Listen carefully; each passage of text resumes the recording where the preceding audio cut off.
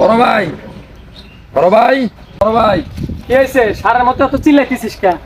কি কবি ক? বড় ভাই, রাগ হন কে? আপনার লিয়ে কত সুন্দর সুন্দর মার্কেট নিয়ে আইছি, ভালো ভালো ব্র্যান্ডের পাঞ্জাবি নিয়ে আইছি।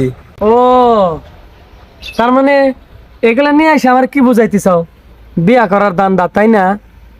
আমি এত সহজে বলতাছি না।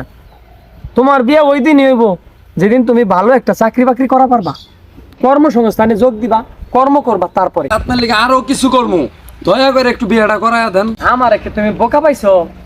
তো তুমি আমার যা ইচ্ছা তাই করবা, আর তোমারে এই কথা শুনে বইলে আমি তোমার বিয়া করাই দেবো? এত পাগল আমি না। এটা তো কোনো প্রকারে বোঝানি যাচ্ছে না।